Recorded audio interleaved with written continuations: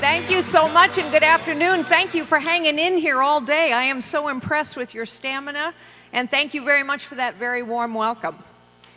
You know, like Hillary Clinton, I too am running for the President of the United States. But unlike Hillary Clinton, I am not afraid to answer questions about my track record or my accomplishments or my principles. I'm not sure you're aware of this, but Hillary Clinton has taken exactly 7 on-the-record questions since April 12th. I have actually answered over 200 on-the-record questions since Monday of this week. Okay, I have to admit that one of those questions was, did I consider a hot dog a sandwich? So, we'll subtract that one. What do you all think? Is a hot dog a sandwich? Yeah, no, so, okay.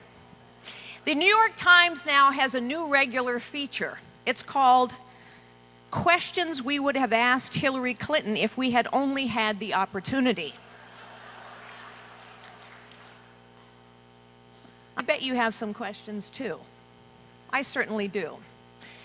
Like, for example, why, in your first public statements, after the terrorist attack that killed 4 brave Americans in Benghazi, why did you talk to us about the need for religious tolerance? Why do you lecture us on the need to empathize with our enemies while Christians are being beheaded and crucified in the Middle East?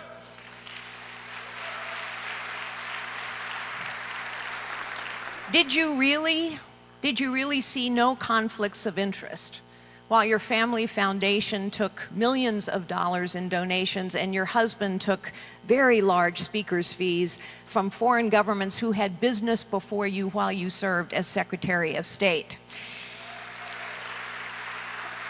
And then tell us again why we should be reassured that you had 2 Secret Service agents guarding that server in the basement at Chappaqua. Mrs. Clinton, we're not worried about the server being stolen. We're worried about the server being hacked. Perhaps it would be useful to have a president in the White House who actually understands something about technology.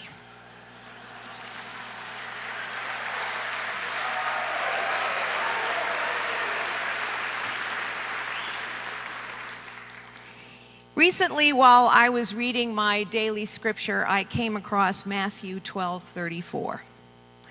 For the mouth speaks what the heart is full of.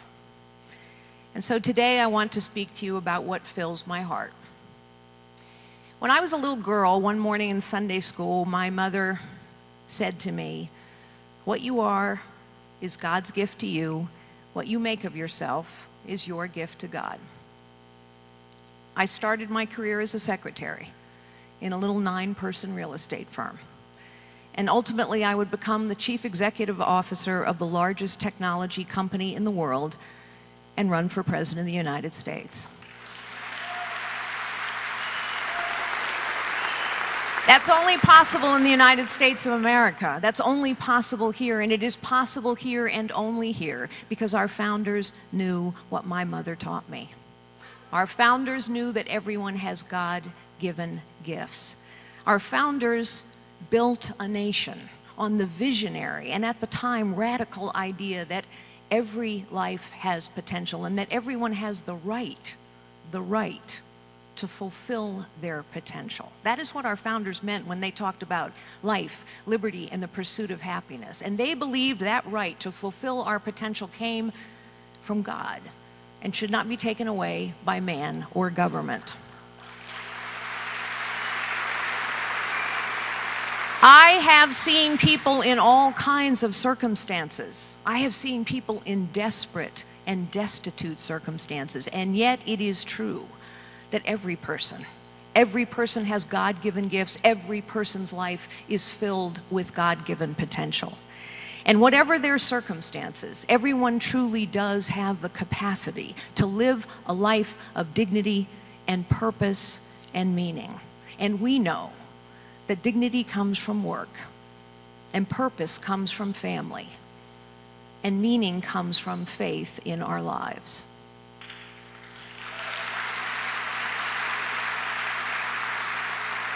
I I have been very blessed in my life, but like all of you, I also have been through hard times. I managed Hewlett-Packard, led Hewlett-Packard through the dot-com bust, the worst technology recession in 25 years, and yet over 6 years we transformed that company from one falling behind to one charging ahead, even as so many of the companies against which we competed disappeared off the stage altogether. At the end of that time, I was fired in a boardroom brawl. One of the things I know is that leaders challenge the status quo. And there are people who fight to preserve the status quo. And those who fight to preserve the status quo become the enemies of leaders who fight to change the system.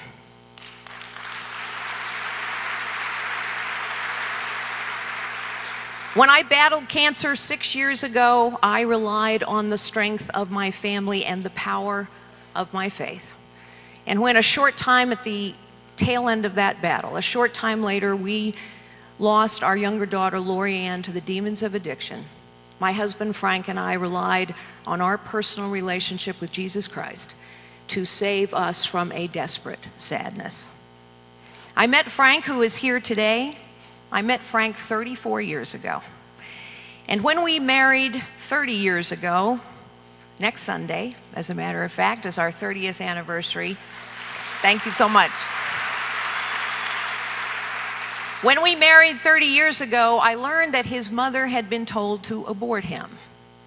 But she was a woman of great faith and great courage, and she chose to bring her child into the world. She spent a year in the hospital following his birth, and yet Frank was the joy of her life, and he has been the rock of mine. And I think often about how different my life would be had she made a different choice. As you know, I ran for the Senate against Barbara Boxer in California in 2010, and I ran as a proud pro-life conservative, and you don't do that unless you really mean it. For those of us who believe in the sanctity of life, we know that science is proving us right every day. We now know that the DNA in a zygote is precisely the same DNA as the day you die. Life is a continuum, a gift from God passed through the union of a man and a woman, and every life is filled with potential.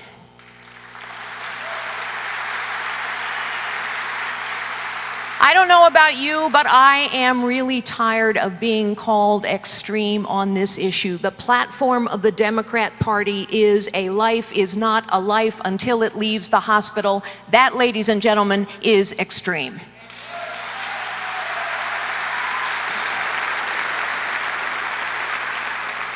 I must tell you, as I have traveled across this country over the last several years, I sense a deep disquiet.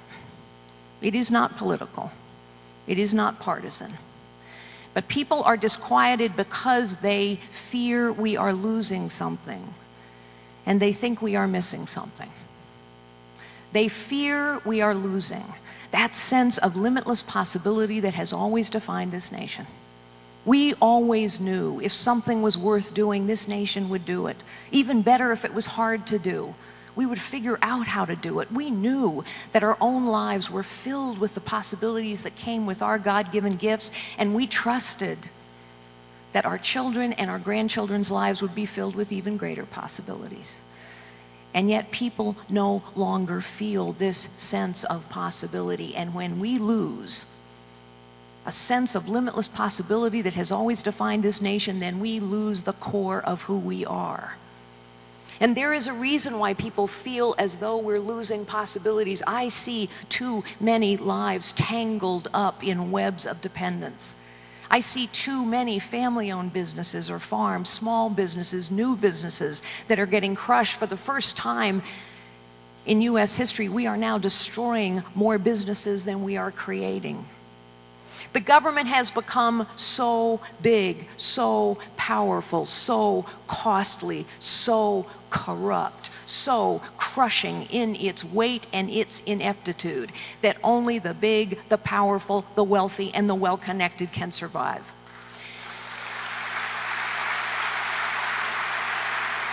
And if you doubt that, think for a moment about the result of Dodd-Frank, a piece of legislation that was passed to protect us. But the consequence of Dodd-Frank is that 10 Wall Street banks too big to fail have become 5 Wall Street banks too big to fail, and meanwhile 3,000 community banks have gone out of business.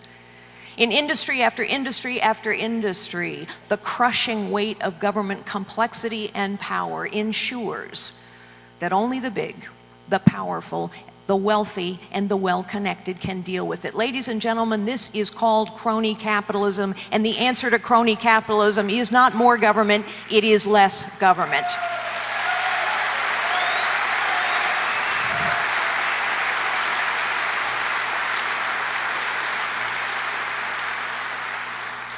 We truly have reached a point in this country where the potential of the people of America is being crushed by the weight of the government of America. And that is why this is a pivotal point in our nation's history, and that is why I am running for the presidency of the United States.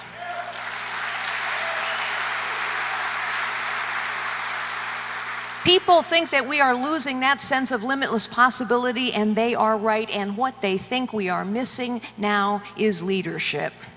And so it is worth talking a moment about what leadership is. It is different than management. Managers are people who do the best they can within the existing system. Managers don't challenge the status quo. Managers tinker around the edges of a problem within the status quo. A leader's job is to challenge the status quo. A leader's job is to refuse to accept what has been broken simply because it has been that way for a very long time.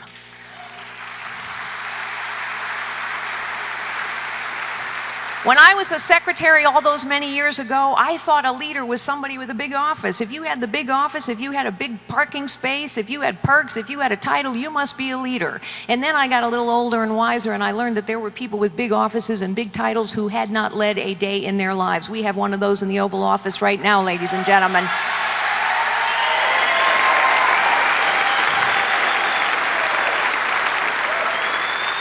Leadership, you see, is not about position. It's not about power. It's not about title. It's not about perks.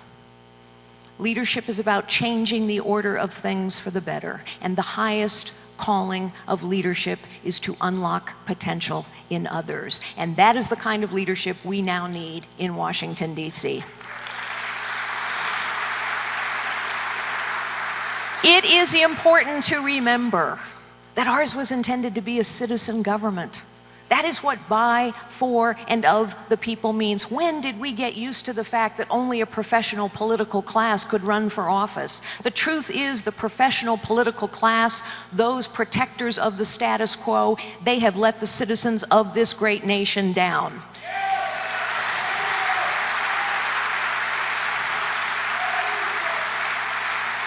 And there is no greater example of this than the Veterans Administration. How long must we live with this stain upon our nation's honor that we cannot serve our veterans the way we should serve them?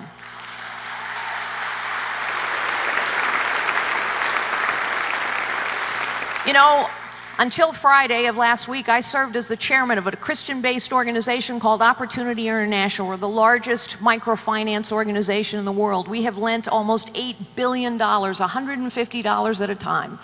And I can deliver to a desperately poor woman in the slums of New Delhi, India, alone over a cell phone.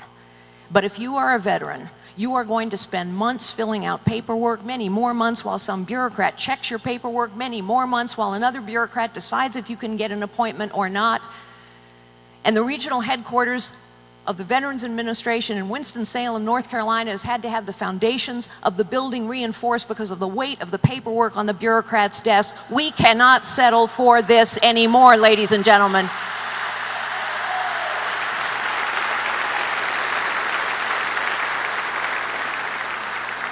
We need leadership here at home to unlock the potential of this great nation and to restore possibilities to every American regardless of their circumstances. But we need leadership around the world as well, because the world is a more dangerous and a more tragic place when America is not leading.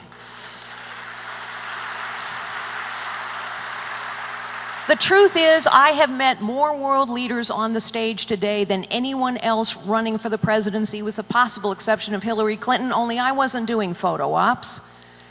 I was having private meetings with world leaders talking about serious issues like business or charity or the issues that matter to them.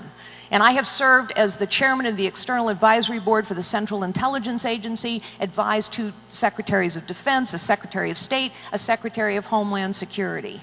I have sat across a table from Vladimir Putin, just he and I can tell you, having met this man, it is pretty clear to me that a gimmicky red reset button will not thwart his ambition.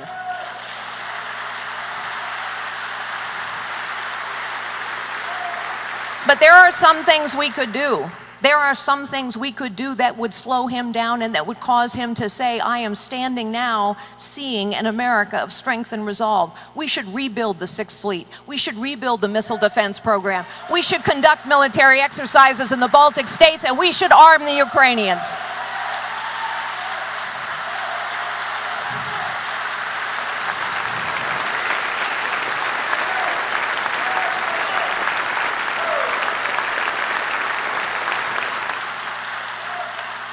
Every single one of the things that I just mentioned is wholly within this country's control. President Obama always presents a false choice to the American people. He says, if you don't agree with me, the only option is to march off to war. That is untrue.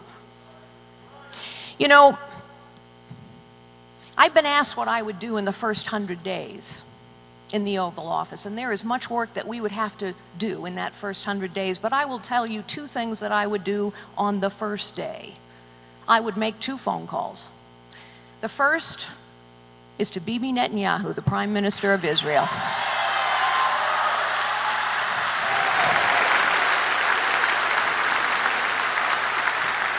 And I would make that phone call not just because I have known him for a long time. I would make that phone call because I want the world to know that America stands by our allies, and I want him to tell the world that his was the first phone call I made. And the second phone call that I would make would be to the Supreme Leader of Iran. He might not take my phone call, but he would get the message loud and clear. And the message would be this: whatever the circumstances were, the circumstances have changed now. And until and unless you submit to full and unfettered inspections of every single nuclear facility in your country, we will exact and enact the most crushing sanctions we can. We have a lot to do with how easy or how hard it is to move money around the global financial system, and I would ensure that it was very, very hard for Iran. And I would keep that pressure up until he engages in inspections.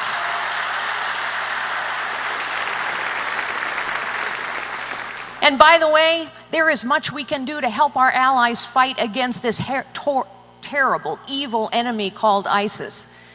We can arm the Kurds, as they have been asking us to do for years. We can share intelligence with the Egyptians. We can give the Jordanians bombs and materiel so that they can help fight this fight for us. Every single one of those things are within our control, and we have done none of them.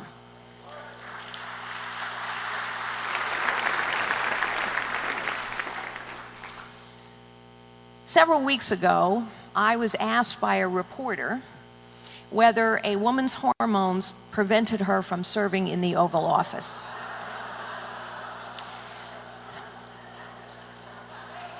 Now, ladies, this is a test. Can any of you think of a single example in which a man's judgment was clouded by his hormones? Any at all? Even in the Oval Office.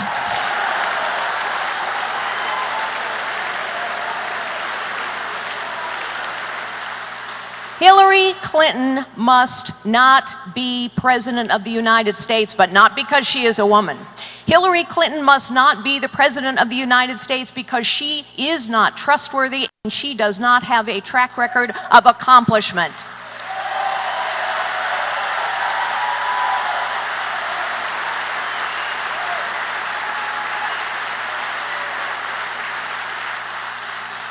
You know, when I was the CEO of Hewlett-Packard, a publicly traded company, if I made a misstatement of material fact about my record or about our results, I could be sued and charged. If I told one person something that we intended to do in the future, and then told another person something different about what I intended to do in the future, I could be sued, I could be charged. Imagine if we had this level, this standard of accountability among the professional political class of Washington, D.C.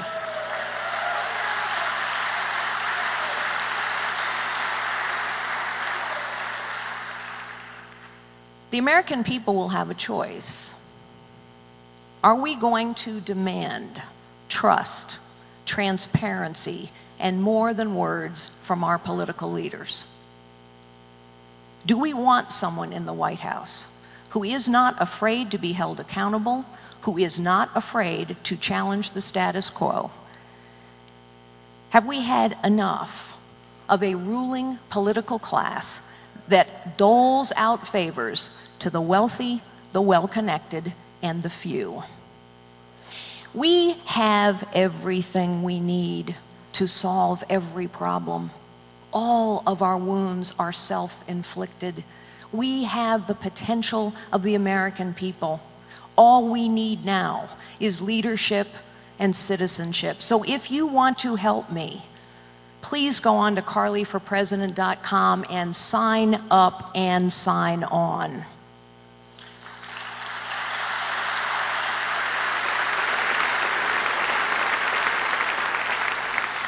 We rightly celebrate our founding fathers because they were men of vision and courage.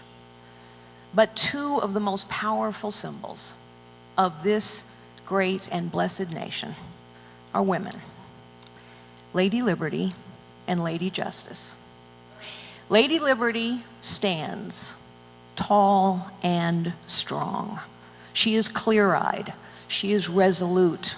She faces outward into the world must always face. And she holds her torch up high because she knows she is a beacon of hope in a very troubled world. And Lady Justice, she holds a sword in one hand because she is a fighter. She is a warrior for the values and the principles that have made this nation great. She holds a scale in the other hand. And with that scale, she reminds us that all of us are equal in the eyes of God, and therefore all of us must be equal in the eyes of the law and government, powerful and powerless alike.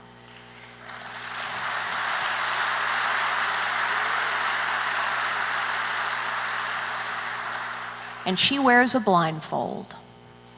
And with that blindfold, she reminds us that this must be always a nation where it truly doesn't matter who you are or what you look like or what your circumstances are. Here in this country, every American's life should be filled with possibilities, with liberty and justice for all. And so let us rise together to restore the promise of this great nation. Let us rise together to meet our challenges. Let us ensure that this is the greatest century for this, the greatest nation the world has ever known. Thank you so much, ladies and gentlemen. God bless you all.